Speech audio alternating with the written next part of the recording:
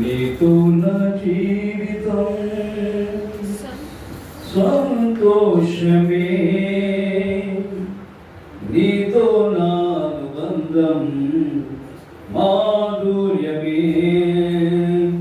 నీతో నా జీవితం సంతోషమే, నీతో నా అనుబంధం మాధుర్యమే.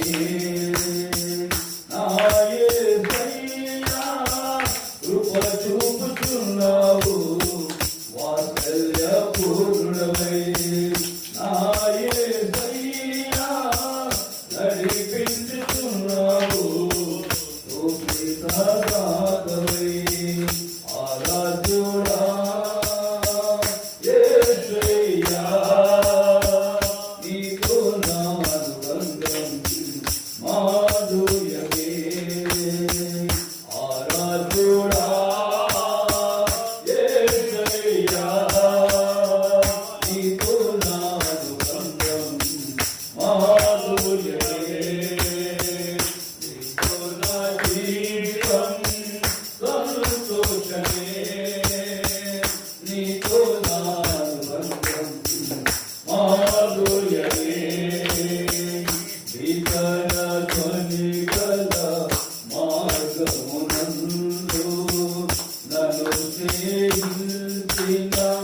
నా ప్రియుడవు నీవు, వికల ధ్వనిగల మార్గమునందు నన్ను సేవించిన నా ప్రియుడవు నీవు.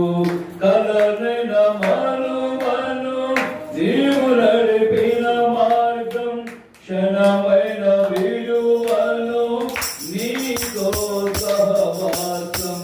కలనైన మరువను నీవు నడిపిన మార్గం, క్షణమైన విలువను నీతో సహవాసం. ఆరాధ్యుడా యేసయ్యా, నీతో నా అనుబంధం మాధుర్యమే. ఆరాధ్యుడా యేసయ్యా, నీతో నా అనుబంధం మాధుర్యమే. నీతో నా జీవితం సంతోషమే, నీతో నా అనుబంధం మాధుర్యమే. సంతోషమందైన శ్రమలయదైనను నా స్తుతి కీర్తనకు ఆధారము నీవు. సంతోషమందైన శ్రమలయదైనను నా స్తుతి కీర్తనకు ఆధారము నీవు. నిత్యమైన మహిమలో నన్ను నిలుపుటకు శుద్ధ సువర్ణముగా నన్ను మార్చుచున్నావు.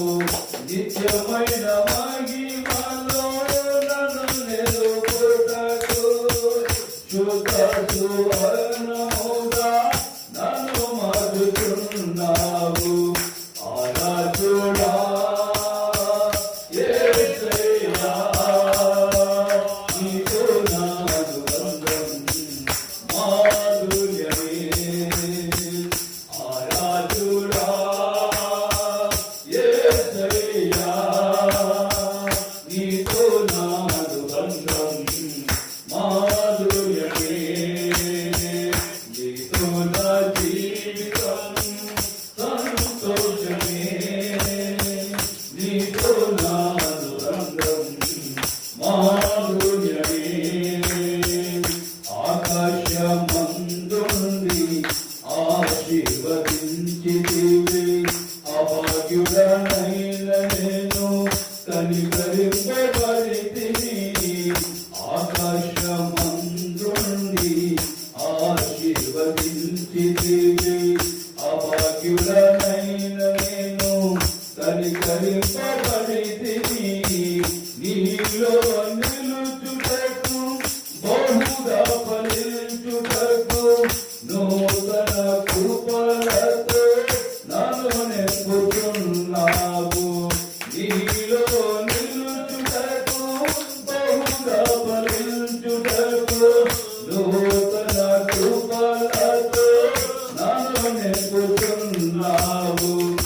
ఆరాధుడా యేసయ్యా, నీతో నా అనుబంధం మాధుర్యమే. ఆరాధుడా యేసయ్యా, నీతో నా అనుబంధం మాధుర్యమే. నీతో నా జీవితం సంతోషమే. నీతో నా అనుబంధం మాధుర్యమే. నా యేసయ్యా, కృప చూపుతున్నావు వాత్సల్యపూర్ణుడవై. నా యేసయ్యా, నడిపించుతున్నావు సుప్రదాతవై.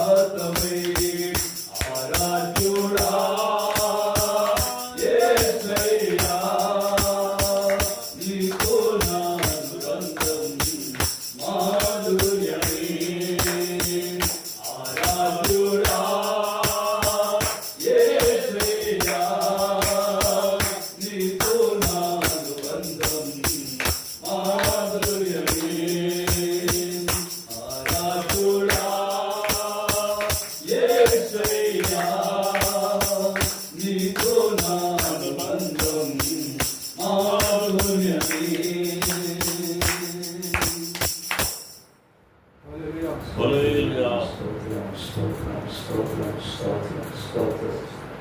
దేవుడు చేసిన మేలును బట్టి మనము రెండు చేతులు పైకెత్తి ఆయన నామాన్ని స్తుతించి ఘనపరిచి ఆరాధించుకున్నాము కనుక దేవుని ప్రజలమైన పిల్లరా, ఆయన చేసిన మేలు దేవుని మరొక మనం ఒకసారి ఆయనకు కృతజ్ఞతాస్తుతులు చెల్లిస్తూ స్తోత్రాలు చెల్లిద్దాం. దేవానికి స్తోత్రం, స్తోత్రం, స్తోత్రం, స్తోత్రం. మేలును చేయబడిన దేవానికి స్తోత్రం, స్తోత్రం, స్తోత్రం. పట్టణాలు పట్టణాలు పట్టబడుచుండగా దేవానికి స్తోత్రం, స్తోత్రం, స్తోత్రం. అయ్యా యెరూషలేము ప్రాకారముల చుట్టూ నీ ప్రజలైన స్తోత్ర గీతము జయధ్వజము ఎత్తి వాటి ప్రాకారముల చుట్టూ నాయనా తిరుగుతూ చేతులు ఎత్తి వారు స్తోత్రము చెల్లించు ఉంటుండగా తిరిగి మరలా ప్రాకారములు కట్టబడినని చెప్పిన దేవానికి స్తోత్రం, స్తోత్రం, స్తోత్రం. దేవానికి మహిమ ఘనత కీర్తి చెల్లిస్తూ ఉన్నా. ఎంతైనా నమ్మదగిన దేవుడు, ఎంతైనా నమ్మదగిన దేవుడవయ్యా. దేవాన్ని స్తుతించలేక ఉండలేమయ్యా, దేవాన్ని ఆరాధించలేక ఉండలేమయ్యా. నాయనా మా స్తుతి, నాయనా మా ఆరాధన నా ప్రభు అంతే కూడా నీకే సమర్పణ చేస్తున్నాము. దయగల తండ్రి, ఉన్నవాడా అనువాడా నీకు స్తోత్రం. అనునిత్యము నడిపిస్తున్న తండ్రి నీకు స్తోత్రం. ఓ పరిశుద్ధాత్మ తండ్రి, నీ అభిషేకమును కుమ్మరించుము. అయ్యా జీవమును దయచేయమని ఈ నంద్యాల పట్టణంలో నీ ఆత్మ రగులుకొనుగాక, నీ మంట రగులుకొనుగాక, నీ అభిషేకం నిండుకొనుగాక, నీ కృప వెలిపబడునుగాక, ప్రతి శ్రమను మండుదురుగాక, ప్రతి శ్రమకు నీకు ప్రభువా యొక్క రథానికి గుర్రాల వలె కట్టబడిన వారి నాయనా నీ పరిచయం పొందుకొనుగా ప్రభువా చేస్తున్నటువంటి నీవు నింపుదురుగా కానీ ప్రార్థిస్తున్నా. నీవు మాతో ముందుగా కానీ ప్రార్థిస్తున్నా. నీవు నడిపించుదువుగా కానీ ప్రార్థిస్తున్నాం. అయ్యా వేరేని స్తోత్రాలు చెల్లిస్తున్నాము దేవా. ప్రార్థనలు ఆలకించువాడ, స్తుతుల మీద ఆశీనులై ఉన్నవాడ, నాయనా నీకు స్తోత్రాలు చెల్లిస్తున్నాము. దయగల తండ్రి, అయ్యా వచ్చిన పని మీరు దీవించుము తండ్రి. నీ వాక్యముతో నింపు నాయనా, నీ వాక్యముతో స్వయపరిచయ, నీ ఆత్మతో అభిషేకించయ, ఒక్కొక్క దైవజన ఆత్మ జ్వాలల మండువల కృప దయచేయమని అడుగుతున్నాం. అందరి కార్యక్రమం అంతట్లో ప్రభువా మీ ఆత్మ నీ కుమ్మరిపుడు సహాయం అందించి పరిశుద్ధాత్మ అభిషేకంతో నింపి నడిపించి మేము పొందమని యేసయ్య ధన్యత నామమున ప్రార్థించి వేడుకొనిచున్నాము తండ్రి. ఆమేన్. అందరూ కూర్చో. మంచిది ప్రియమైన దేవుని పిల్లలైన మీ అందరికీ నా హృదయపూర్వకమైన వందనాలు తెలియజేస్తున్నాను. ముఖ్యంగా ఈ దినాన జానయ్య గారు ఇక్కడ రావడానికి ఎంతగానో ప్రేమించి ఈ సంఘాన్ని దర్శించడానికి దేవుడిచ్చిన మహాకృపను బట్టి చేసి వచ్చిన దేవుని సేవకులైన మీ అందరికీ మా యొక్క కల్వరి కృప ప్రార్థనా మందిరం తరపున మీ అందరికీ కూడా నా హృదయపూర్వకాలు తెలియజేసుకుంటున్నాను. ప్రియులు, ఈ సమయంలో నా యొక్క సాక్ష్యాన్ని వేదికలో పంచుకోవాలని ఆశపడుతున్నాను. పౌలు గారు తరచుగా తన పరిచర్య అంతటిలోనూ సాక్ష్యం చెప్పకుండా పరిచర్య ఎక్కడ కూడా చేయలేదన్నమాట వాస్తవం. నా ప్రేమైన దేవుని సంగమా, ఈ రోజులలో జరుగుతున్న పరిస్థితులను బట్టి మరి మనకు కావలసినటువంటి ఆదరణ ఏంటంటే ఆదరణకర్త మనకు తోడుగా ఉండాలి. హల్లెలూయా. ఆదరణకర్త తోడుగా ఉండాలి అని అంటే ఆదరణకర్తను మనం స్వీకరించాలి. పరిశుద్ధాత్మ అభిషేకంతో నింపబడాలి. ఆత్మచేత మనం నడిపించబడితే ఆయన మనని సర్వశక్తిలోనికి తీసుకుని వెళ్ళేదానికి ఆయన అర్హుడు. హల్లెలూయా. కాబట్టి నా ప్రియమైన దేవుని సంగమా, నాది హుబ్లీపట్నం, కర్ణాటక రాష్ట్రం. నా పేరు నజరేత్. కానీ మేము పుట్టి పెరిగి జీవించినంత కూడా కర్ణాటక ప్రాంతంలో హుబ్లీ.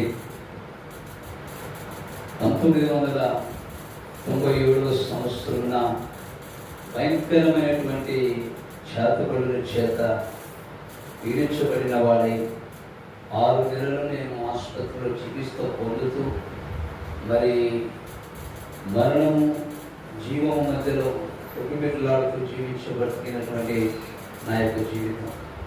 కనుక నా ప్రియమైన వారులారా, ఆ రోజుల్లో మరి అంత భయంకరమైన పరిస్థితులు ఉన్నప్పటికైనాను అలాంటి పరిస్థితుల్లో నేను వేసారి దిగజారి మరి వెళ్ళాను.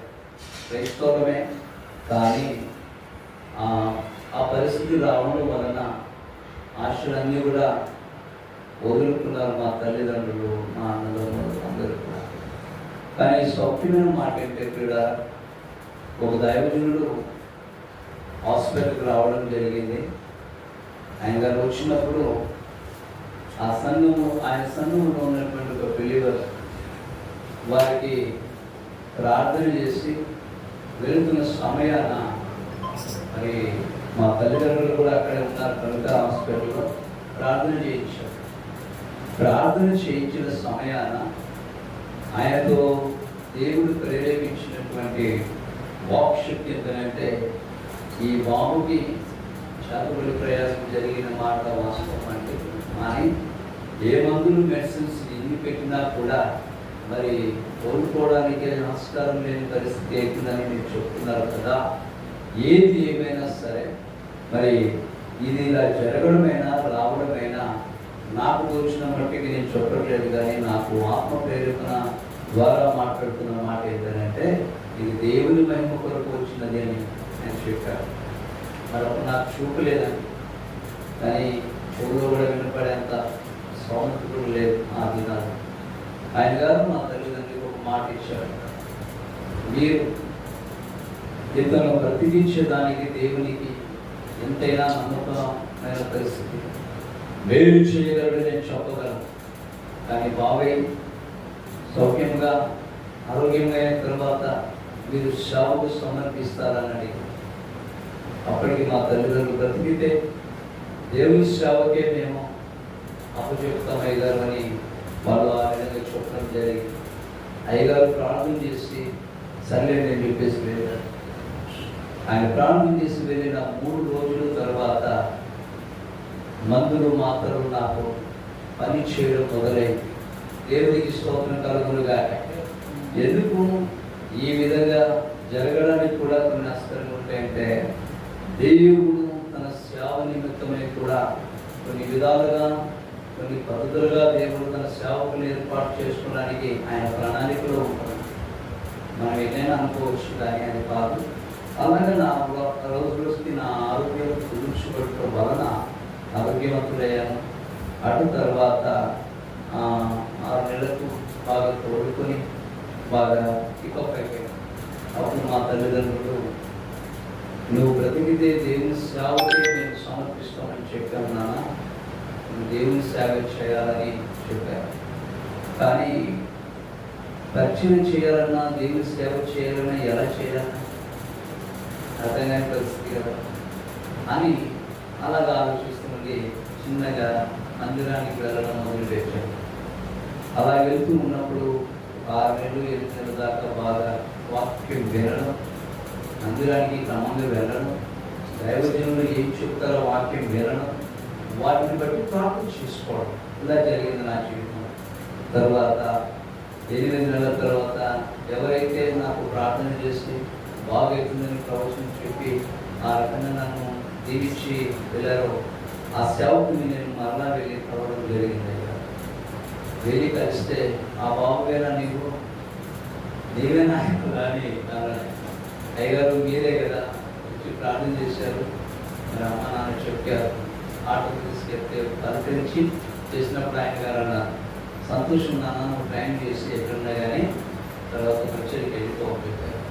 మరి నాకు నేను కర్ణాటకలో ఉన్నాను కనుక తెలుగు భాష కూడా నాకు అంతగా రాదు, ఎక్కడికి వెళ్ళాలా ఏంటి సంగతి అని అట్లాగే అయిపోయాడు. ఆ రోజుల్లో 97వ సంవత్సరంలో మరి చెప్పాలి కదండి నా జీవిత సంవత్సరంలో అలాగా అనుకున్న రీతిలో యశ్వని గారు మహాసభలు పెట్టడం జరిగింది. అప్పుడు ఫస్ట్ టైం అయ్యగారు అక్కడ రావడం అనుకుంటాను. యశ్వని గారు కూడా నాకు తెలియదు. ఆయన సభలకు వెళ్ళారు. ఆ 4 రోజుల సభలలో ఆత్మరక్షణ పొందుతున్నాను. అప్పుడు ఆ దైవజనుడు ఎవరైనా మీరు సేవలో ట్రైనింగ్ చేసి దేవుని సేవకు సమర్పించుకోవాలని వారు ఎవరైనా ఉంటే మీరు గుంటూరు ప్రాంతంలో ఉన్నటువంటి శారదా తాలూకు రావచ్చు అని అప్పుడు ప్రార్థన చేశారు. ఆ పిలుపు అందుకొని ఆ మార్గాన్ని అందుకొని ఆ చిన్నతనం నా వయసులోప్పటికి సైడ్ 14 సంవత్సరాలు వేసింది. సరే అని చెప్పేసి మా అమ్మ నాన్న అడిగాను, ఇట్లా గుంటూరు ఎక్కడో ఏమో తెలియదు, నేను వెళ్ళిపోతానంటే వాళ్ళందరూ ఇక్కడే సేవ చేసుకుని ఇక్కడే ఉండడానికి దైవజనం చెప్తే నువ్వు ఎక్కడ మళ్ళీ అక్కడికి వెళ్ళేది అని అన్నారు. అసలు నాకు చదవడం రాదు, మామూలుగా అయితే చదువుకున్నాను కానీ 10th ఒకరు చదువుకున్నాను కానీ ఇది ఎట్లా మా సాధ్యం ట్రైనింగ్ లేదు ఎట్లా అని అంటే వాళ్ళు ఎక్కడ పంపించి ఇష్టపడలేదు. అప్పుడు అనుకున్నాను, దేవా మనుషులకి మేలు చేస్తే వాళ్ళకు మేలు జరిగిన తర్వాత అట్లనే జరిగితే అదం లెక్క, ఏది ఏమైనా సరే ఈ సేవ చేయాలనే సమర్పణ కలిగి ఉన్నారు కదా. మరి నేనైతే ఆ రోజుల్లో నాకు చెవులు ఉన్నా లేనట్టుగా అయిపోయానయ్యా, కానీ నీకు మాట ఇచ్చినట్టు కనుక నువ్వు నన్ను బ్రతికించావు, దేవుడికి మహిమ కలుగుతుంది కాక నువ్వు నన్ను బ్రతికించావు కనుక నేనేమి సేవ చేయకపోతే దేనికి ఏం చేయాలి అవసరం లేదని చెప్పేసి మా ఇంట్లో చెప్పు పెట్టుకుంటే నేను గుంటూరుకి వచ్చాను. అప్పట్లో గుంటూరు నాకు బాంబేలా అనిపించింది. ఇది బాంబేలో లేకపోతే సింగపూర్ ఏమో అనుకున్నాను, లేదు కదా. అప్పుడు అక్కడికి వచ్చి 10 సంవత్సరం రోజులు అక్కడ ఉండి ట్రైనింగ్లో యశ్వన్ గారి ద్వారా దేవదాస్ పాస్టర్ గారు వీళ్ళందరూ కూడా మంచిగా సహకరించి సేవ ఖర్చులు మంచి అనుభవంలో అక్కడ ఉండడం, పనులు చేయడం. సేవ అంటే ఫస్ట్ విధానం పని చేయడం నేర్చుకుంటూ అట్లా ప్రార్థన చేయడము, వాక్యం నేర్చుకోవడంలో, ఇలా సభలు పెడితే వాళ్ళని కూడా వెళ్ళడం, ఇలాగా మంచిగా జరగడానికి సంవత్సరంలో అక్కడ ఉండి పికప్ అయిపోయి మళ్ళీ తిరిగి మా ఊరు వచ్చాం. హుబ్లీ ప్రాంతానికి వచ్చిన తర్వాత మా వాళ్ళు ఇటు వెళ్ళిపోయిన మెంటోడు అనుకున్నాను. అప్పుడు నమ్మని ఏదేమైనా సరే అని చెప్పేసి వస్తే అప్పుడు కూడా వాళ్ళకి ఇష్టం లేదు సేవ చేయడం. వీళ్ళు చెప్తున్నాను, వాళ్ళన్నారు మళ్ళీ ఎప్పుడు వచ్చావు, మళ్ళీ ఎప్పుడెక్కడ వెళ్తావు నీకు తెలియదు నాయన అని చెప్పేసి బాగా ఇబ్బందులు పడ్డాను. అప్పుడు నేను చిన్నగా పార్ట్ టైం జాబ్ చేస్తూ మైండ్ సెట్ అంతా కచేరీ చేయాలా.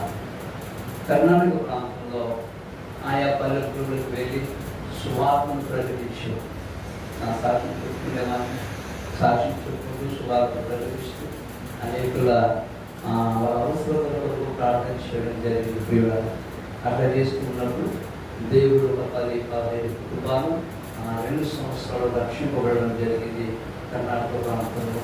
దేవునికి మహిమ కలుగును గాక. అటు తర్వాత నాతో కూడా ఒక 6 మంది యవనస్తులు ఉండేవారు. భయంకరమైన కాపుపోతులు పిచ్చిగా వాళ్ళు నా సాక్ష్యాన్ని బట్టి నేను నడుస్తున్న మార్గాన్ని బట్టి అనుసరించారు ఆ రోజులు. ఇప్పుడు వాళ్ళు 5 మందిగా కర్ణాటక ప్రాంతంలో పరిచయం చేస్తూ ఉన్నారు. దేవుని స్థితి కలుగును గాక. ఆ రకంగా జరుగుతున్న ప్రతి దినాల్లో మళ్ళా మా ఇంట్లో గొడవ సంవత్సరం జరగడం మొదలై అప్పుడు మరలా నేను 3వసారి ఆ దైవజన్ని కలవడానికి అయ్యారు. రన్నింగ్ అయిపోయింది, బ్రతుకున్నాను, రచన చేస్తున్నా, అన్ని బాగానే. మరి ఇదెందుకు నాకు ఇలాగనంటే శ్రమలయ్యిందే పరిచర్య అని దైవజనుడు బాగా ప్రోత్సహించడం జరిగింది. అప్పుడు అయ్యారు అన్నారు, 1 వారం మొదలుకొని మరలా ప్రార్థన చేసి దేవుడు ఏ పిలిపిస్తే నా పిలుపుని నాకు అందిస్తానని చెప్పారు. కన్నడ మాట్లాడేవాళ్ళం అంతా అదే కదా. అప్పుడు ఆయన వారం తర్వాత నేను ఆ ప్రార్థనకి వెళ్ళాను. అప్పుడు మళ్ళా దైవజనుడు కలిస్తే ఆయన గారు అన్నారు, మీకు పరిచయం ఇక్కడ లేదు కానీ నువ్వు ఆంధ్ర వెళ్ళిపోవాలి. ఆంధ్రలో ఎక్కడికి వెళ్ళాలా, అనంతపురం వెళ్ళిపోవాలి అని పేరు మాత్రమే చెప్పారు. అనంతపురంకి వచ్చాను. మ్యారేజ్ అయ్యారు. మా భార్య వాళ్ళ ఊళ్ళోనే స్టార్ట్ చేయడం జరిగింది. అంటే అక్కడికి వచ్చి ఉన్నాను. పత్తికొండ, కర్నూలు జిల్లా పత్తికొండ ప్రాంతంలో 1 సంవత్సరం చేరి 2 సంవత్సరాల దాకా పరిచయం చేయడం జరిగింది. తర్వాత అక్కడ కూడా మళ్ళా ఇవన్నీ ఉంటాయి కదండి, మామూలుగా డినామినేషన్ సరిపోతారు, ఇదే ప్రభావం ఇక్కడ ఈ తరం అని చెప్పేసి వదిలికొని రావడం జరిగింది. అద్భుతమైన విషయం ఏంటంటే మా ఫ్యామిలీ రామ్యపల్లి గ్రామంలో, అనంతపురం జిల్లా రావుపాడు మండలం రామ్యపల్లి విలేజ్లో మా భార్య పిల్లలు ఉంటున్నారు. వాళ్ళు ప్రార్థన చేయడం ద్వారా దేవుడు మాకు అద్భుతంగా ఒక స్థలాన్ని ఇవ్వడం జరిగింది. అక్కడ చిన్న ఏమంటారు దృశ్యలాగా పాకలాగా వేసుకొని నలుగురితో ప్రారంభించి, అప్పటికి నేను ఏ సంస్థలైనా ఏ డినామినేషన్స్ అయినా శాశ్వతం కాదు. దేవుని దర్శనం అనుకుని మనం పరిచయం చేయాలి. హల్లెలూయా. దేవుని యొక్క దర్శనాన్ని మనకి ఏదైతే ఇచ్చింటాడో దాన్ని బట్టి మనం నడవాలా అని గట్టి నిర్ణయం చేస్తున్నాం. ఆ నిర్ణయం చొప్పున ఆ గ్రామంలో పాక వేసుకొని నలుగురితో ప్రారంభించిన పరిచర్య దేవుని దినానికి 80 మందిగా మారింది. హల్లెలూయా. ఆ పాకను తొలగించేసి మరి రీసెంట్గా 3 సంవత్సరాల బ్యాక్ అంటే 2023లో మళ్ళా ఇక్కడ 40 పొడుగు 40 అడుగులు వెడల్పు 25 అడుగులతో మందిరాన్ని స్థాపించడం దేవుడు చూపించాడు. అక్కడి నుంచి సేవ మొదలైంది.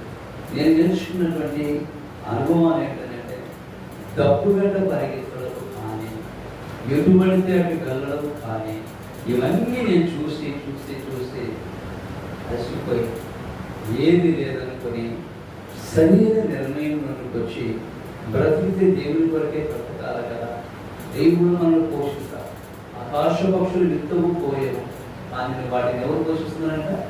దేవుడే కదా పోషించేవాడు. నన్ను పోషించలేడు, నా కుటుంబాన్ని పోషించలేడని ఒక నమ్మకం చొప్పున ప్రారంభించిన పరిచర్య నేడు వరకు కూడా దేవుని యొక్క మహిమార్గంలో ఉన్నాను కనుక ఎలా నడుస్తుంది మందిరం, ఎలా గడుస్తుంది నా జీవితం, ఏ విధంగా నా కుటుంబాన్ని దేవుడు ముందుకు తీసుకొని వెళ్తున్నాడు దానికి నేను చెప్పలేను, దాన్ని ఊహించలేను. అత్యంతంగా దేవుడు కార్యములను జరిగిస్తూ దేవుని మీద ఆధారపడిన రీతిని బట్టి మా విశ్వాసము, మా గొప్పతనం ఏంటంటే మా యొక్క నమ్మకం, ఆ విశ్వాసం నిరీక్షను బట్టి ఆ నిరీక్షణ సూచనగా దేవుడు నమ్మదగిన వాడు విడుదల ఎడపాయక కృప చూపించి ఈ రోజు వరకు కూడా ప్రభువారు మమ్మల్ని నడిపిస్తూనే వస్తున్నారు.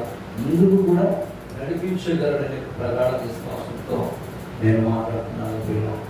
ఈరోజు రావడానికి కారణం ఏంటంటే ఈ రోజుల్లో జరుగుతున్నటువంటి పరిస్థితులు అన్నీ మనం చూస్తూ ఉంటే ఎక్కడ చూసినా ప్రేమ లేదు, అనుబంధం లేదు, విశ్వాసం లేదు, సేవకులలో ఐక్యత లేదు.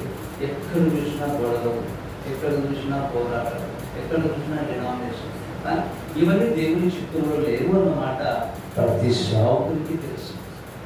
కానీ ప్రతి దానికి మనము చాలా మంది అంటూ ఉంటారు, సాతానుడు అడ్డుపడ్డాడండి, సాతానుడు వాళ్ళు వేస్తాడండి, అపవాది చాలా వ్యక్తిగా పనిచేస్తాడండి. వాస్తవమే, మంచిదే. కానీ నా అనుభవంలో నేను చెప్పే మాట ఏంటంటే, సాతాను ఇవన్నీ కలిగి ఉన్నాడు అన్న మాట ఎప్పుడు మనం పరిచయంలోకి దిగినామో అప్పుడే వారి కుతంత్రాలన్నీ కూడా మనం ఎరిగి ఉంటాం.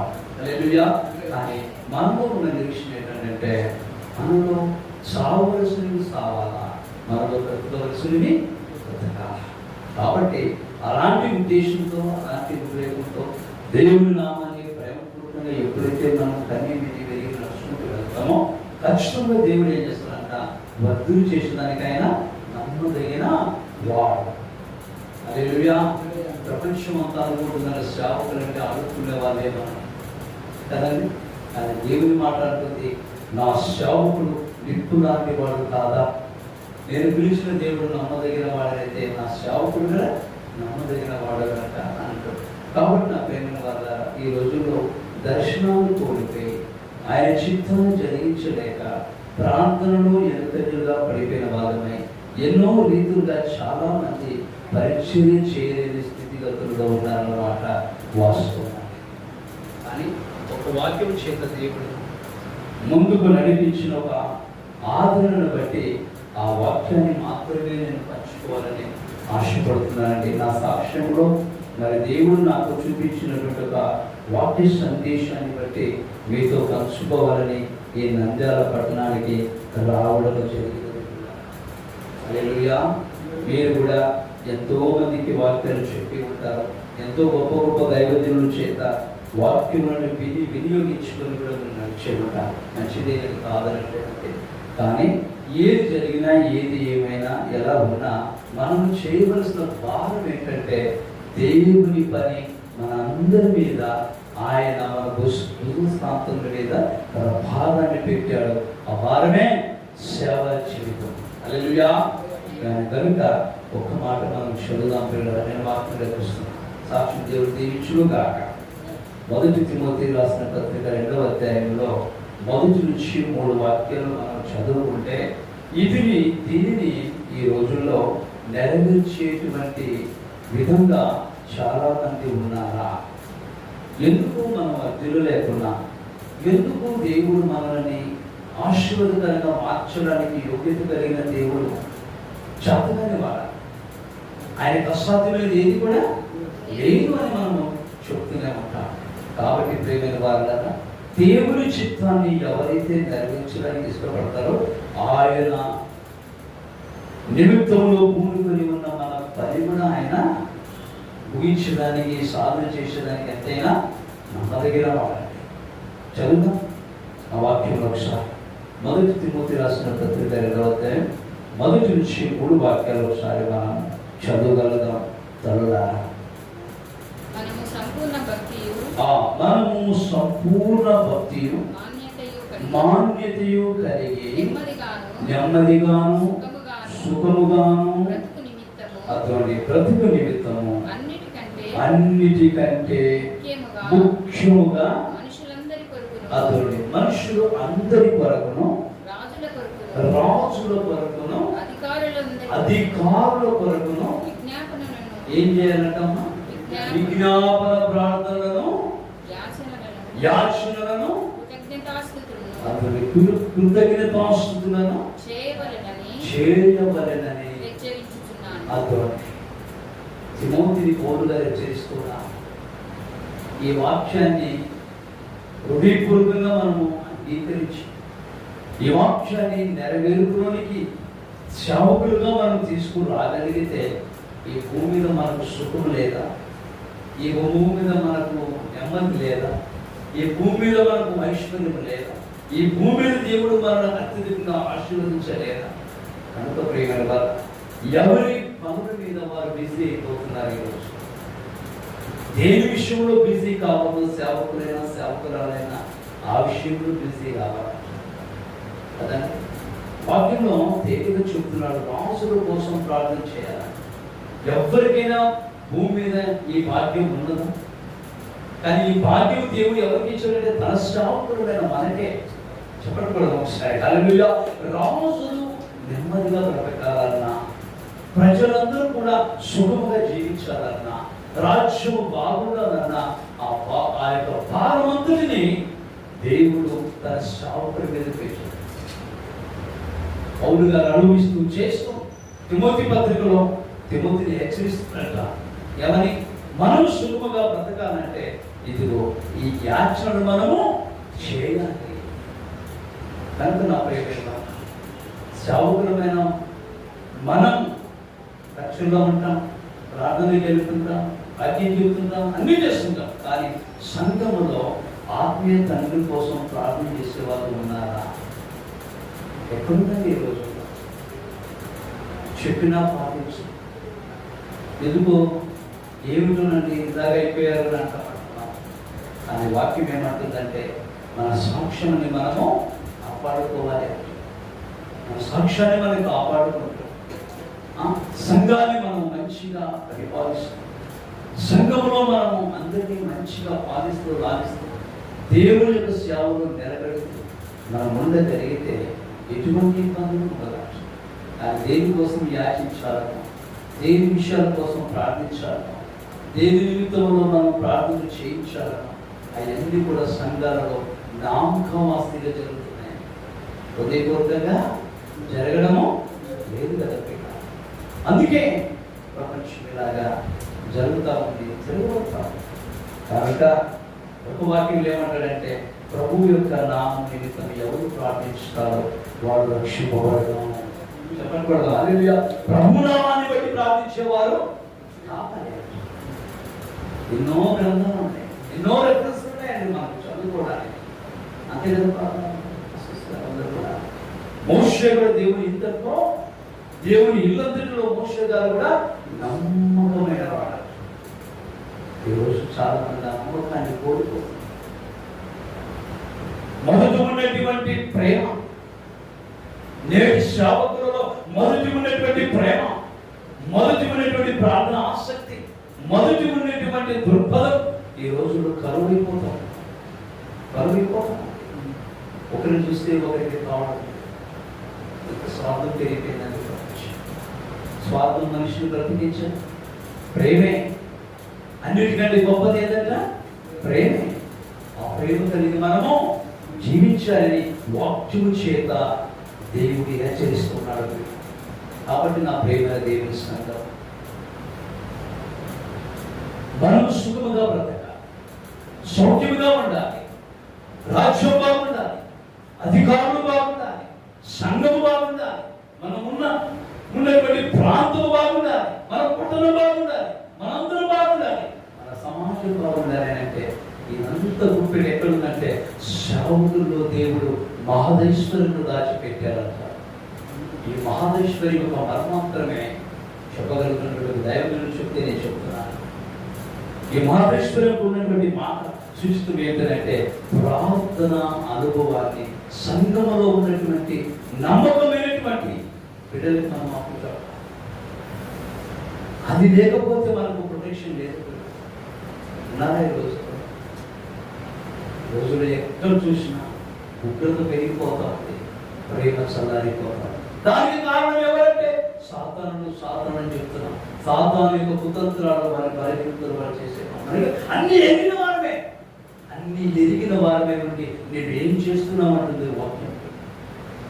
ఆ ప్రేమ దేవుని సంఘం ఒక్కసారి మనం వెలిగించబడితే, ఒక్కసారి దేవుడి కొరకు నడుపుదంటే దిగించి నిలబడితే ఖచ్చితంగా దేవుడు మనకు పేరు చేయడా.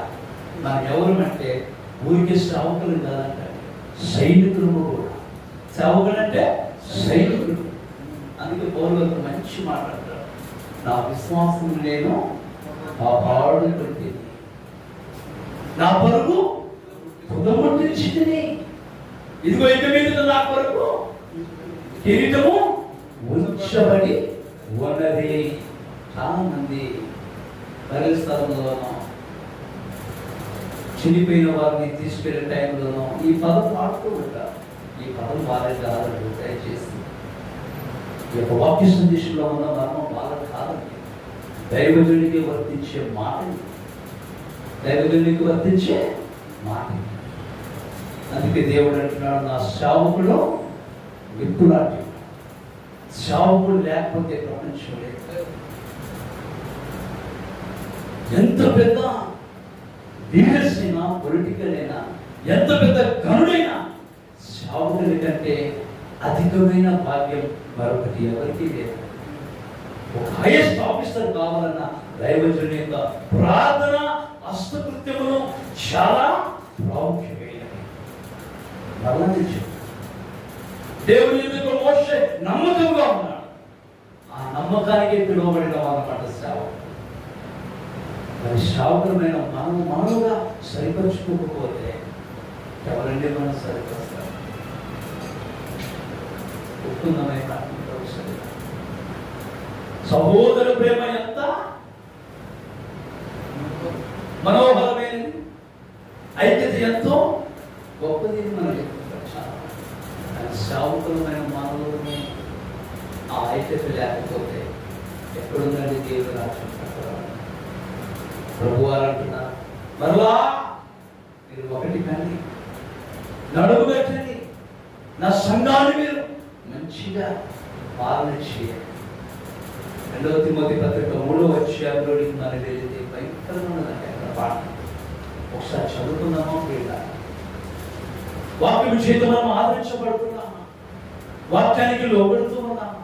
వాక్యం చెబుతూనే ఉన్నాము, కానీ వాక్యంలో పరిపక్వమైనటువంటి జీవితానికి సాక్ష్యమే లేకపోతే మోక్షమే లేదు. కానీ సేవకుడికి బలమైనటువంటి పునాది మీద ఏంటిది మనకు ఉన్నటువంటి గొప్ప అర్హత సహనం ఏదంటే సాక్ష్యమే.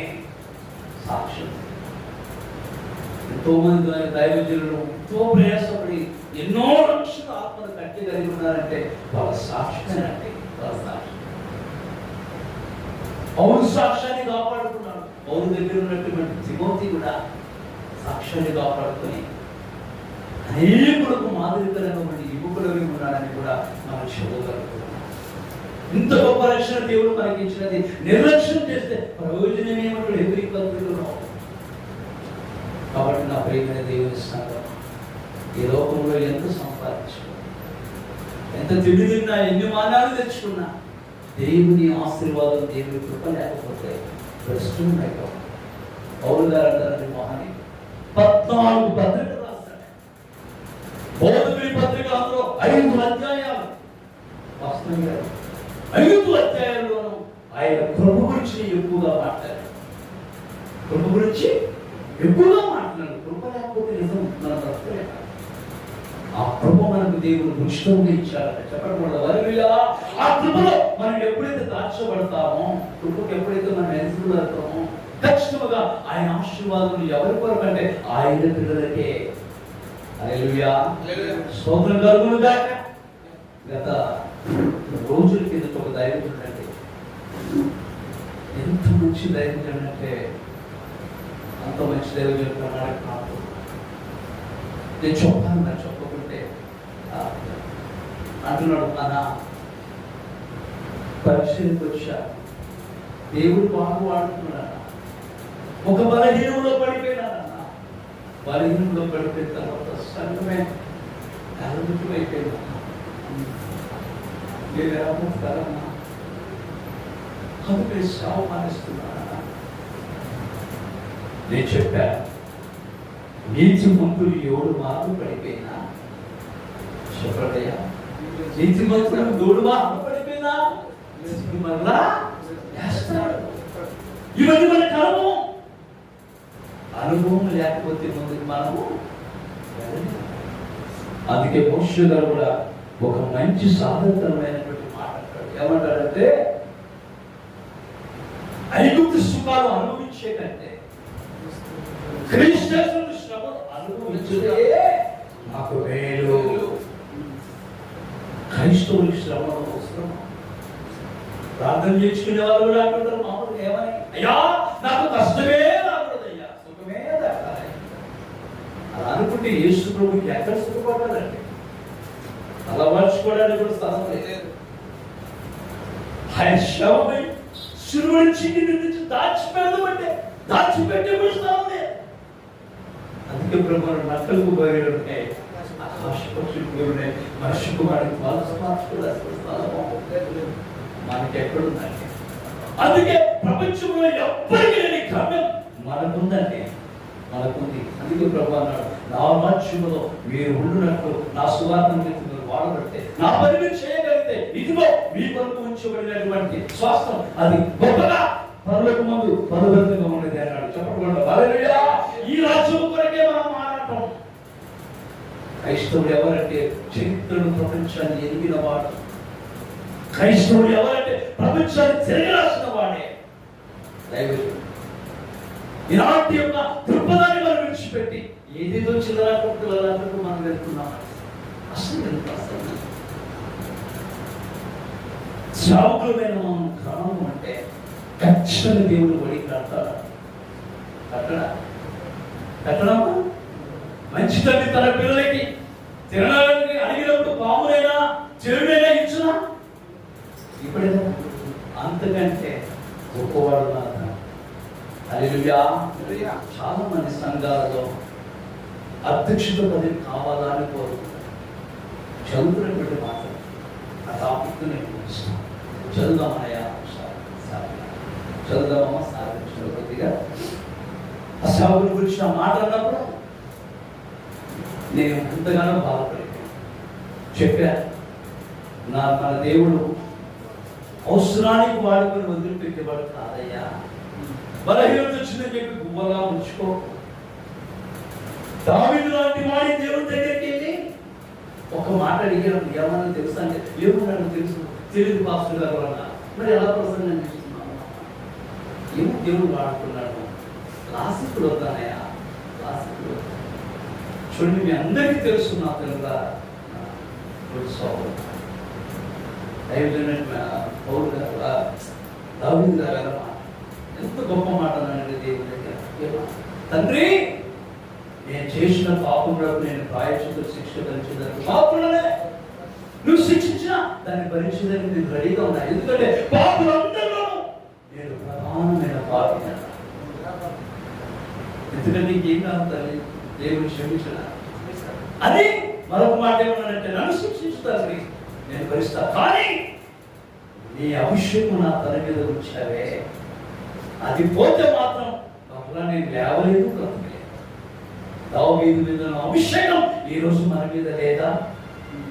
దావీదులో బలహీనతలు మనకు ఉండొచ్చు, కానీ దావీదు అని మరలా మనం పట్టుకోగలిగితే ఆ అభిషేకం మరలా మనల్ని నిలబెట్టజాలదా? హల్లెలూయా. అన్ని మర్చిపోతున్నారు ఈ రోజు. ఎవరు ఏం చెప్తుందాన్ని అందరే, ఎవరు ఏం చెప్తుందాన్ని అందరే. సావుకులు ఎవరు సామాన్యులు కాదు, సామాన్యులు కాదు. ఎందుకు తెలుసా? మనిషి పిలిచితే వచ్చిన వారు కాదు, దేవుడు పిలిచితే వచ్చినటువంటి వారు. అందుకే ఏ స్థితిలో పిలువబడ్డావు అది నువ్వు ఏం చేయాలంట? మరలా జ్ఞాపకం తెచ్చుకొని మరలా లేచి నిలబడి ఈ ఎంకరేజ్ చేసే మాటలు చెప్పేవాళ్ళు లేదు ఈరోజు. ఆయన కింద పడిపోతున్నటువంటి సామాన్యులే. అసలు సమాజం తయారైపోయింది ఈరోజు. ఒక సేవకుడు చెప్పే మాటలేనా?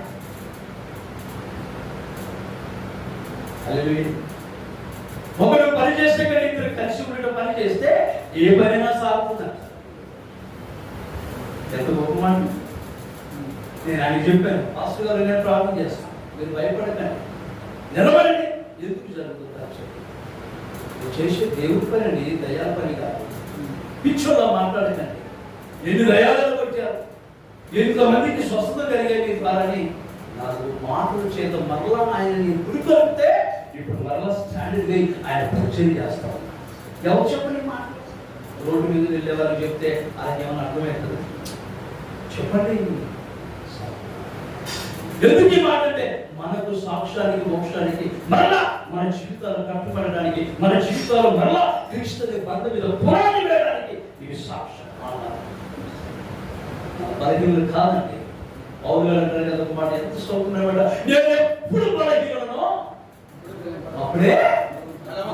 మరి ఈ మాట ఎందుకు మాట్లాడరు? అయిపోయింది పాస్టర్ నా పని లేదా చెప్పమ్మా.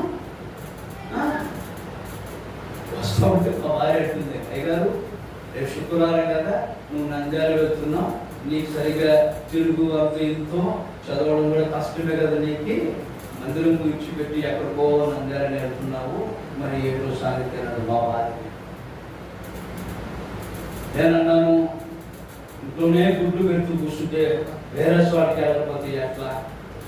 మన సాక్ష్యం అని మనగానే పెట్టుకుంటే ఈ సాక్ష్యం కొంచెం బయటకు వెళ్తేగా ఒక 10 మంది వచ్చుతాడు పక్కన మరలా కోరుకుంటే దేవుడికి ఎంత మహిమ. హల్లెలూయా.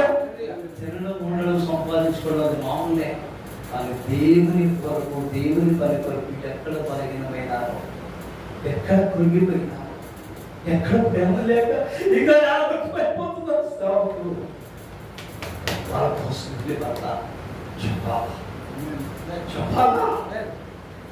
ఆయన గది రాదు, ఇది రాదు, ఇది సరిలేదు, ఆ మాట కాదు. చెడిపోయిన వాడైనా సరే ఎవరు బాగు చేయాలంటే గుడ్డివాడికి దారి చూపించాడండి. గుడ్డివాడికి దారి చూపించేవాడు ఎవరంటే యేసు ఎదిగిన వాడే. నేను గుడ్డివాడికి దారి చూపిస్తానే ఇద్దరు వెళ్ళిపోతున్నా పడతా. అది యేసయ్య కళ్ళు తెప్పించడానికి వాళ్ళిద్దరికి అవసరం. ఈరోజు ఈ వాక్యం చేత ఆదరించబడిన అంత గురించి వచ్చా, ఏదో గొప్పది కాదండి, క్రీస్తుని ప్రేమ ఉందండి. ఎంతమంది వచ్చారు లెక్క కాదండి, ఒక్కరిని చెప్పినా. ఉదయం నేను సరఫరా చెప్పాను, అయ్యా ఒక్కరు వచ్చినా చాలండి, నా సాక్ష్యం మీరు పంచుకోవాలనే వెళ్తాను. అయ్యా ఒక్కరు వచ్చినా చాలండి, నా సాక్ష్యం మీరు పంచుకొని వెళ్తాను. ఇస్తాను ఏంటి పాస్టర్ గారు అలా కాదు, అంతేనండి. ఒక్క అర్థం రక్షించుకోవడానికి ఇష్టం లేదు. ఒక్కరిని చెప్పినా, ఒక్కరికి నేను సాక్ష్యం పంచుకున్నా, నాకు మోక్షం ఉంది, నాతో పాటు వారి కూడా మోక్షం ఉంది. హల్లెలూయా. ఈ రోజులు సేవకులమైన మనం బలపరచబడకపోతే, మనము ఒకరినొకరు పురికొల్పుకోకపోతే దానికి వెళ్ళే వాళ్ళు కానీ, నువ్వు వాక్యం తిరిగినోళ్ళు కానీ, ఇంకొక విషయం తిరిగి కానీ మనకు నేర్పుతారా? చెప్పండి. సాతాను కట్టలు కుతంత్రాలను ఎదిగిన వాళ్ళం మనం. హల్లెలూయా. వారిని ఎలా బంధించాలో, ఎలా రక్షపడతానో, ఎలా స్పృశించాలో ఆ శక్తి దేవుడు మనకి ఇచ్చాడు. మీరు మామూలు ఆత్మ పొందలేదు కానీ అద్భుతాత్మను మీరు పొందితే. హల్లెలూయా. దేవుని ఆత్మ కాదు, చెప్పండి, దేవుని ఆత్మ కాదు. ఆయన పని అయిపోయిందంటే ఆయనకి ఏం చేయలేదు, అయిపోయిందని అన్నామనుకో, అది పిరికి మాటలే, పిరికి మాట కదా. క్రైస్తవులు ఏం మాట్లాడాలా?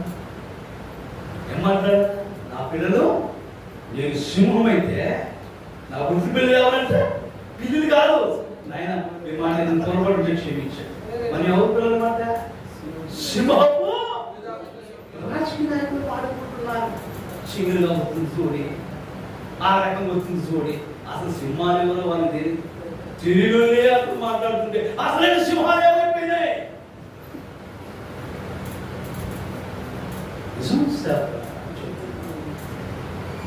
మీరు ఎప్పుడైనా అనంతపురం వస్తే ఒకసారి కాల్ చేయండి, ప్రేమగా ఆహ్వానిస్తాను. దేవుడు నాకు ఇచ్చిన సారాన్ని బట్టి నేను ఆలోచించాను. హల్లెలూయా. స్తోత్రం కలుగును గాక. నంద్యాల పట్టణానికి వీరి సింహాలు, వీరి సింహాలు. నేను బతుమాడుతున్నది ఏంటంటే, ఎంత బలహీనతున్నా, ఎంతమంది దిగజారిపోయినా, ఎంతమంది విసారిపోయినా మనల్ని ఆదరించేవాడు, లేవనెత్తేవాడు, కనిపించేవాడు కొన్ని మాటలు మనకి హెచ్చరిస్తుంది. 1.5 గంట అన్నారు, ఒక 10 నిమిషాలు చెప్పమంటారు. సంతోషంగా ఉన్నారు. హల్లెలూయా. స్తోత్రం కలుగును గాక. నా బాధ ఏంటంటే ఈ రోజు ఎంతమంది వచ్చారు, ఏదో గర్వం, నేను ఏదో అంటారనను, ఏదో నాకంటే గొప్ప సేవకులు ఎవరు, మీ అందరికంటే నేను చాలా చిన్న దగ్గర పొందలేదు.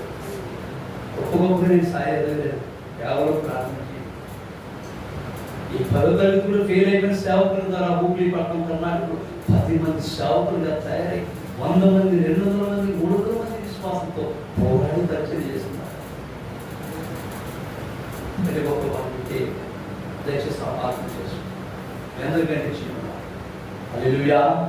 మన అర్హతలు కొన్ని ఉన్నాయి, ఆ అర్హతల గురించి మనలో నెమరు వేసుకుంటే ఈ రాజ్యంలో, ఈ లోకంలో క్రైస్తవుల బిడ్డలు జయించేవారు మరొకరు లేరని నేను చాలా చెబుతున్నాను. హల్లెలూయా. 3వ అధ్యాయం కొన్ని మాటలు నేర్చుకుంటాం. మనం ఎన్ని చేసినా ఎవరు రాజ్యం కట్టాలంటే దేవుని రాజ్యం కట్టాలి. దేవుని రాజ్యం మనం కట్టాలి. 2వ తిమోతి పత్రిక 3వ అధ్యాయం 1 నుంచి 3 వాక్యాలు. అంత్య దినములలో 1వ తిమోతి 3 1 నుంచి 5 వచనం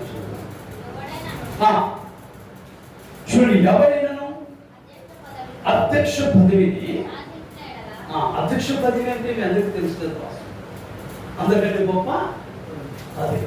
ఆశ ఉంది, దేవుడు ఆశను భంగం చేయరంట. ఆశపడ్డావా? సరేనైనా నీ ఆశ భంగం చేయమంటారు. మరి అధ్యక్ష పదవిని ఆశించిన వారికి ఏ లక్షణాలు ఉండాలనో చదువు. అటివాడు చూడండి, దొడ్డ పనిని, ఇది కన్నడలో మీనింగ్ ఏమనుకుంటా, తెలుగు మీనింగ్లో పెద్ద పని అని రాయాలి కదా. చూపించండి అసలు నేను కన్నడ మాట్లాడతాను, అక్కడ కన్నడలో స్విచ్చింగ్ ఉన్నాయి కాబట్టి దొడ్డ పని అంటే కన్నడలో దొడ్డది అంటే పెద్దది తెలుగులో దొడ్డ పని ఆశిస్తున్నానని ఉన్నదమ్మా ఆ వాక్యం చదువుతాను. అపేక్షిస్తున్నాను అంటే అర్థం మాట మాట నమ్మదగినది. ఏ మాట? ఏ పనికి మనం పిలువబడ్డామో ఆ పనికి మనము అర్హులమే. తర్వాత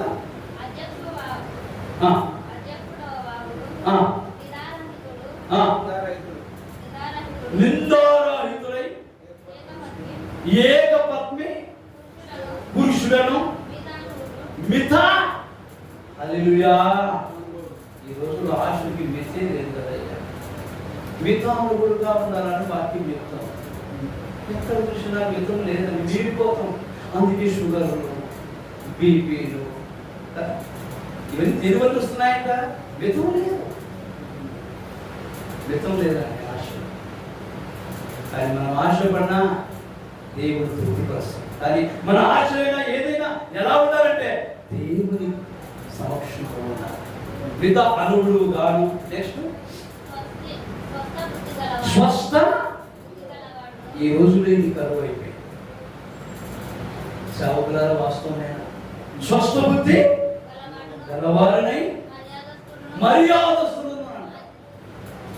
మర్యాదస్తులను అతిథిగా ఉన్న ప్రియుడును బోధింపగలిగిన వాడే ఉండి కొట్టువాడు కాక సాత్వికుడును జగడము. ఈ రోజులు ఎక్కడ చూసినా నా సంఘం గొప్పదంటే నా సంఘం గొప్పది. అసలు సంఘం అంటే ఎందుకు మరి అర్థమైంది? ఐదారు సంఘం అంటే ఈ శరీరం కదా. ఎవరి శరీరము? ఏసరి శరీరము. సురిసేది ఇది అని చెప్తాం. మరి ఇదంతా ఏంటి?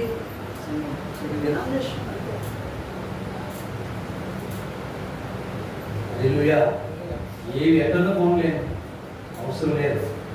ఉన్న వాళ్ళం మనం వాక్యం నేర్చుకుని దేవుని కొరకు కొంతకాలం బ్రతికిన ఆయన కొరకే మహిమ. హల్లెలూయా. ఇంకొక చదవని చూద్దాం. ఇంకొక మాట కిందికి. ధనాపేక్ష లేనివాడునై. ఈరోజు అదే కదా అందరూ చదువుకుంటున్నారు. అయ్యా క్షమించండి, మరి ఏదైనా సమస్త విధములైన కీడుకే మూలము చెప్తాం. పాటించకపోతే పాటించకపోతే ధనాపేక్షలు లేని వారే వాళ్ళతో ఊరుకోయా. ధనాపేక్ష లేకపోతే ఎట్లా బతుకుదాం అనుకున్నాం? ధనం లేకపోతే మీటింగ్ ఎట్లా పెట్టాలనుకున్నాం అనుకుంటాం. సాధ్యమే. కానీ ఆయన కూడా ఏమన్నాడు? నాకు అసాధ్యమైంది ఏం చేయలేదు. వాతావరణము ఆలయము అది కరువు అయిపోయింది దినాల్లో. ఏదనంటే నువ్వు చెయ్యి. ఎవరైతే కానీ నేనే అన్నా నా భార్యని. భార్య పిల్లలయ్యా మొక్కల నుంచి ప్రాణించే మంది నువ్వు చేయ. నేను అంతగా నా పని మీద ఒక్క రోజులో పని జరగలే. ప్రార్థన చేస్తున్నావా లేదా గొడవ పెట్టుకుని దినాల్లో నా భార్య పిల్లలు. అయ్యో ఏం చేస్తున్నా భయ్యా నువ్వేనయ్యా. సరే చేస్తామంటే జరగాలి, ప్రార్థన చేస్తే జరగాలి కదా. ఎందుకు పుట్టగా మారిందంటే ఒకరోజు దేవుడు ప్రార్థన కూర్చుంటున్నాడు, నువ్వు ఎదురా ఎందుకన్నా అంటే అన్నమాట అప్పుడు చేసిన వాళ్ళు ఇప్పుడు చెయ్యరా, నువ్వు సోమరు అయ్యావు, అందుకే నేను చేయట్లే, నువ్వు చేసుకోడు అని. సరే ప్రభా తప్పని క్షమించని ఆత్మ దేవుడు మాట్లాడుతూ వారు ప్రార్థన కూర్చున్న తర్వాత ఇక రెండో వారానికి ఏమైపోయిందంటే కథ, అయ్యగారు మీరు మొదలు పెట్టండి నేను ఇస్తాను కానీ.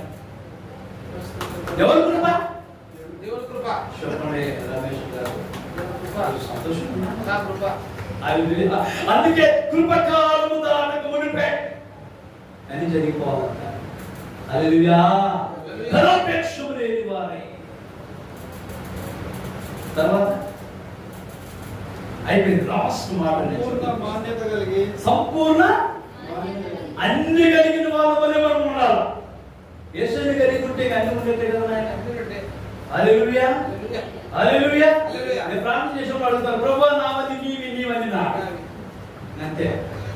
అది అనారోగ్యమైనా సరే, ఆర్థికమైనా సరే, ఇబ్బంది అయినా సరే, ఇరుకైనా సరే, ఏమైనా సరే, కారణం ఏంటంటే నా నామమును నన్ను ఏమడిగినాను అయ్యా. ఈ మధ్య కొంతమంది లాజిక్ చేస్తున్నారు, ఏమని అడుగు నీకు ఎవరు నన్ను చెప్పాడు అడుగు. ఏది అడిగేది? ప్రభువా నాకు దేవా, ప్రభువా నాకు ఇవా, నాకు నా పని నాకే రకంగా అయిపోయింది, చిన్న రకం లేకుండా అయిపోయింది. సుమకరమ్మా ఏది అడగాలంట, ఏది అడగాలంట అంటే ఎవరికి అర్థం? ప్రభువా నీ ఆత్మ నీనైనా అడగాలంట, ప్రభువా నీ అభిషేకం నీనైనా అడగాలంట, ప్రభువా నీ కృప నాకు ఈనైనా అడగాలంట. అవన్నీ మనలో ఉంటే మన వెంటనే నడిచి వస్తాయట. ఇది ఎందుకు మర్చిపోతున్నాం అర్థం కాదు. నిజం చెప్తున్నాను, నేను అనుభవించాను, క్షీణించుకున్నాను. నీ బతుక నేను కూడా బతుకాన్ని కూడా అనిపించుకున్నాను. అందుకే ఈ రోజు నడుము బిగించి ప్రభువా ఇచ్చినా నీకు స్తోత్రం, ఇవ్వకపోయినా నీకు స్తోత్రం. ఇది నేను నేర్చుకున్నది. ఒక్కరిగా చెప్పట్లేదు. ఈరోజు మనం వినగలిగితే ఈ పౌరుషం, ఈ వాక్యం, ఈ ఛత్రత్వం దేవుడి మిమ్మల్ని ఈ రోజు నుంచే నిలబెట్టునుగాక. హల్లెలూయా, హల్లెలూయా. తెలుగు భాష స్పష్టంగా అర్థమవుతుంది, అర్థమవుతుంది. నేను కన్నడ రైట్స్ బెంగళూరు అన్ని కూడా తిరుగుతూ ఉంటాను. హల్లెలూయా. చూడు ఇవన్నిటిని ఆ ధనాపేక్ష గారికి వచ్చి ఆయన ఇంకొక మాట సంపూర్ణ మాన్యత, సంపూర్ణ మాన్యతయు తన పిల్లలను స్వాధీనపరచుకొను, తన పిల్లలను స్వాధీనపరచుకొను, తన ఇంటి వారిని బాగుగా తన ఇంటి వారిని బాగుగా ఎక్కడుందంటే మరి వెళ్ళిపోతుంది కదా బయటికి. మళ్ళీ నేనైతే వాక్యం ఇలాగే చెప్తాను మా చర్చిలో. అందుకే దేవుడు గట్టిగా వేసాడు అనమాట. రాయల గంట కూర్చుని రాళ్ళ గంట కూర్చున్నారు. ఒక అడపదొక చెప్పినన్ని ఖాళీ అయిపోయేమో నాకు అర్థం కావాలి. చూడండి, కుటుంబాన్ని బాగా ఏలువాడై ఉండాలి. ఎందుకు చెప్తున్నాడు తిమోతి పౌలు? కుటుంబాన్ని సత్యంగా ఎదుర్కొన్నాం. పిల్లల విషయం, భార్య విషయం, సంసార విషయం పర్ఫెక్ట్లీ నీకు తెలిసిననుకో, నా సంఘాన్ని ఎలా వెళ్ళాలో నీకు అర్థమైపోతుంది. రమేష్ గారు అంతే కదా, సంఘాన్ని వెళ్ళాలంటే మొట్టమొదటి సంఘాన్ని వెళ్ళాలంటే, సంఘం విలువ తెలియాలంటే, సంఘం నుంచి దృక్పథంగా మండాలంటే ఎక్కడ పెట్టాలంటే మెయిన్ కండిషన్ ఈ కుటుంబమే. కుటుంబం బాగుంటే ఊరు బాగుంటుంది. అసమైంది నేను బాగుంటే నా కుటుంబం బాగుంటుంది, నా కుటుంబం బాగుంటే నా సంఘం బాగుంటుంది, నా సంఘం బాగుంటే నా ఇల్లు మాత్రమే కాదు నా ఊరంతా కూడా బాగుంటుంది. అదేనండి సాక్ష్యము. ఇదే సాక్ష్యం కదా. బయట దిక్కు చెప్పుకుని లోపల అట్లాగేమంటే ఊళ్ళో కనపడదు. ఎట్ట కాకి కాకి కోవిలు కోవిలే రెండు ఒకే కలరేగా. హల్లెలూయా. కానీ కోవిలు కోయిలే, కాకి పాపం రంగు వేసుకొని కూడా అప్పుడప్పుడు ఎగురుతున్నారు. పాపం అది రానిపోతా ఉంటారు. అట్లాగే నేను కూడా చాలా మంది మాస్టర్ మీరు ఎందుకు కలర్ వేసుకోరండి అన్నారు. దేవుడు ఇచ్చిందని ఆయన నాకు ఎందుకు రంగు వేసుకున్నాను కొన్ని రోజులు బాగా కనపడతాం. మళ్ళా ఇంకేం సొగసు వచ్చిందో అందము మాస్టరము సౌందర్యం వ్యక్తం. మన వాక్యం బాగుంది. చూడండి ఎన్ని ఉన్నాయో మనకే ఎదుగుదలన్నీ సరిపరుచుకుంటూ పోవడమే మన జీవితం. పరలోకానికి వెళ్ళేది ఏంటంటే మన జీవితం సరిపరచుకోవాలా, క్రీస్తుకి అందుబాటులో ఉండాలా, ఆయనతో మనం గడపాలా, ఆయనతో నడవాలా, ఆయన చిత్తానుసారంగా మనము ముందుకెళ్ళాలి. అంతే. అలా వెళ్తూ ఉన్నప్పుడే మోషే కదా పరములకు చేర్చబడింది, ఏలియా కదా పరములకు చేర్చబడింది, ఎలీషా కదా పరములకు చేర్చబడింది, ఆరోగ్య కదా పరములు చుట్టూ పైకి వెళ్ళాడు. ఈ జీవితం కూడా అలాగే కొనసాగాలి. ఎలాంటి మాట ఈ రోజులు కరువు అయిపోయిన కోసం అయ్యా నీ సంఘం అభివృద్ధి బాగుంది, నీ సంఘం అభివృద్ధి కాబట్టి నాకు నీ వేలు పెట్టు నా దేశం. ఏం ప్రసంగాలు ఏం బోధకులు అసలు అర్థం కావాలంటే దయచేసి నన్ను క్షమించండి అయ్యా, మీకోసం నంద్యాలు రావద్దన్నా పర్లేదు. నిజం మాస్టర్. దేవునికి మహిమ కలుగునుగా. ఉదయం ఆ దైవజుని ఫోన్ మీద ఫోన్, ఏ ఫోను మా దగ్గర దయ్యం పొరలాడిందే పొరలాడింది. అయ్యగారు ప్రార్థన చేసినామా అయిపోయింది. మీరు నిలబడదా స్థిరంగా ఉండాలని ఆయన చెప్తూనే ఉన్నాడు పాప. వాళ్ళంటున్నారు ఇప్పుడు అర్థం సరిగ్గా కాలేదేమని చెప్పి మనం వేరే చోటు తీసుకెళ్తున్నాం. విశ్వాసం నా ప్రేమైన వారు మిమ్మల్ని ఇంకా అద్భుతంగా నంద్యాల ప్రాంతంలో వాడుకోవాలనే ఆశ. మీకోసం తప్పనిసరిగా నేను ప్రార్థన చేస్తాను. దేవుడికి స్తుతి కలుగునుగా. లాస్ట్ పాయింట్ అంటున్నాడు, నా సంఘాన్ని ఏలేదానికి కుటుంబాన్ని బాగు ఏలుబడిగా ఉండాలా. తర్వాత ఇంకొక మాట అయిపోయింది త్వరగా. ఎవరైనాను తన ఇంటి వారిని నేరకపోతే అతడు నా సంఘం అంటే యేసు ప్రభు కూడా అప్పుడు కూడా దేవుని సంఘాన్ని ఎలా నిజమే కదా, నిజమే కదా. అందుకే ఇంకొక మాట ఉంది కదా, ఏమంటాడు అతను ఎలా ఏడగలడు. మోతి అంటున్నాడా, ఏమంటున్నాను చదువున్నాను ఇంకొక మాట, అతను ఎలా ఏడగలడు అన్నమాట వచ్చాను. అతడు గర్వాంధుడై అపవాదికి కలిగిన శిక్షావిధికి అతను గర్వాంధుడయ్యి శిక్ష విధికి గురి అయినాడు. ఎవడాడు? మన స్నేహితుడా, మన బంధువుడా? చెప్పండి, ఎవడాడు? వాడు పరలోకంలో ఆరాధన చూత ఎరుపులు శరాబులతో ఎరుపులు పొందినవాడు. కానీ వాడు ఎలాగా ప్రశ్న అయిపోయాడంట, గర్వమే, ఆజ్ఞ అతిక్రమించడమే. ఏంటి లాస్ట్ మాటగా చెప్తున్నాను కదా, సంఘం అభివృద్ధి కావాలా, మనము అభివృద్ధి కావాలా, దేశంలో ఉన్న ప్రాంతంలో ఉన్న ప్లేస్లో మనకు మంచి సాక్ష్యం ఉండాలి. మూడేనంటండి సేవ పతనం కావడానికి, కుటుంబం పతనం కావడానికి, సేవకుడు పతనం కావడానికి మూడే కారణం. ఎన్నో చోట్ల మీరు వినుంటారు. ఆత్మదేవుడు మరలా మాట్లాడుతున్నాడు. ఏంటంటే మొట్టమొదటిది గర్వం, మొట్టమొదటిది. రెండవది మూడవది లోకమాన్యంలో ఉండేటువంటి స్త్రీ వ్యామోహం. ఈ మూడులోను సొలొమోను పతనం అయిపోయిన సత్యం నగ్న సత్యం కదా. మన వాక్యం అంతా తిప్పి చదివితే లాస్ట్కి ఏమనిచ్చిందంటే సొలొమోనులో యేసుక్రీస్తులో కూడా ఆ పోలికలు ఉన్నాయి. ఈ భూమిలో మహాజ్ఞాని ఎవరంటే క్రీస్తు తర్వాత సొలొమోను మహారాజు. చేసి ఏమైపోయినట్ట ఇప్పుడు బోధిస్తున్న మనము, చదివిన మనము, చెప్తున్న మనము, వీటిని కనుగొనిన మనము ఏం చేయాలంటే వీటికి విముఖుడవై ఉండవలేను. ఏ విషయంలో విముఖుడవై?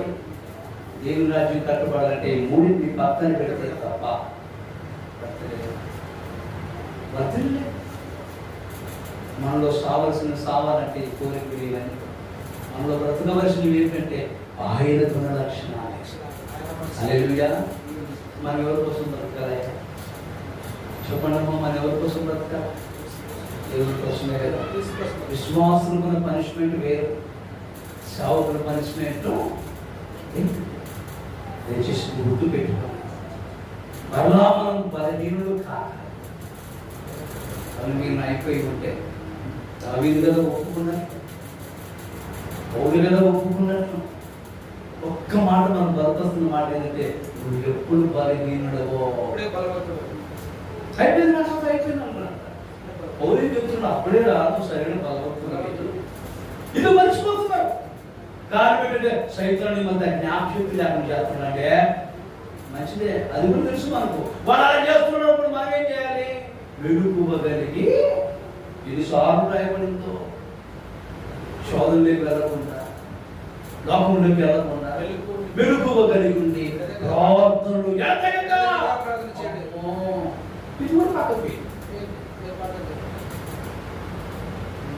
అక్కడ పక్కన పెట్టకుండా మరలా అన్నిటిని సమకూర్చుకొని మరలా పచ్చిక మీద కూర్చుంటే ఆయన దిగి మన దగ్గరకు వస్తాడు.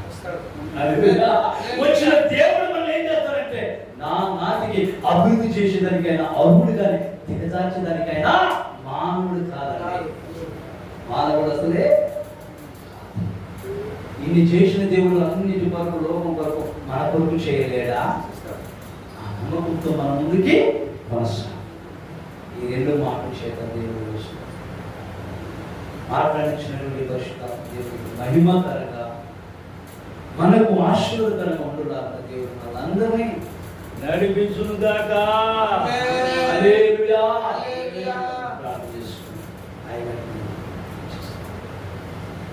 సర్వోన్నత రాష్ట్రవాసులు పరిపూర్ణుడా, పరిశుద్ధుడా నీకు స్తోత్రములు.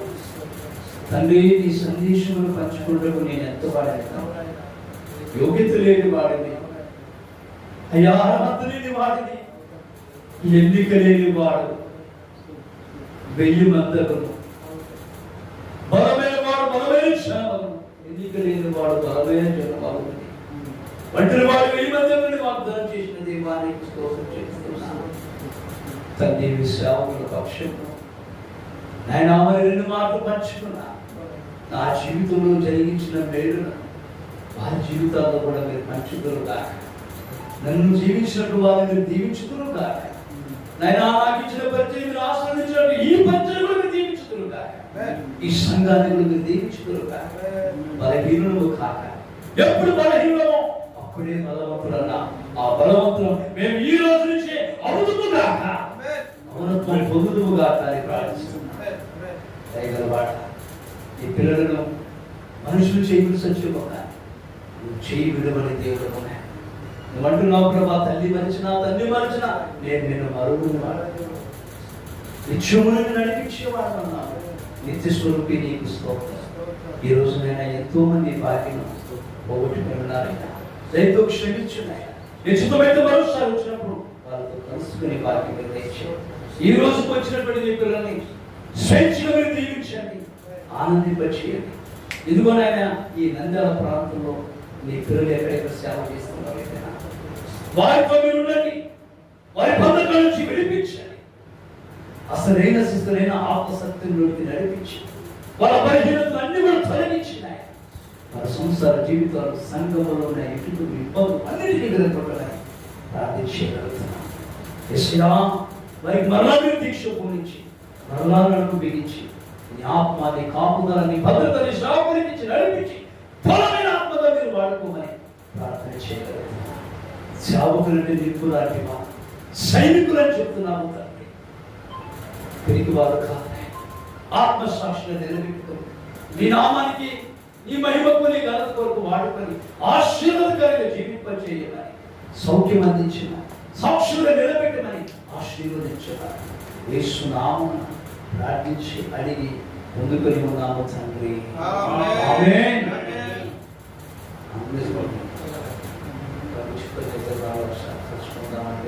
మీరు ఎవరు అనంతపూర్కి వచ్చినా మీ పక్షంకు దైవజనులు అనంతపూర్వం అవుతున్నారు. నా పేరు నజరేతు, నా శరణరాయ గారి దగ్గర ఉంటారు. ఏ స్థితిలో ఏ స్థితిగతుల్లో వచ్చినా మా ఆత్మీయ సౌకులు అక్కడ ఉన్నాడని మర్చిపోతాం. మర్చిపో. మనం ఎవరిని సావుకుని ఎవరు సావుకుని ఆయనకి కదా. ఆయన పిల్లలు. మనం ఎవరి పిల్లలు కదా, మనం ఎవరి పిల్లనే ఆయన పిల్లలు. కాబట్టి కోసం ప్రార్థన చేస్తాం, ఆ కోసం ప్రార్థన చేస్తాం, చేయని కోరుతాం. ఇంకొక ముగిస్తున్నాము 5 నిమిషాలు క్షమించండి.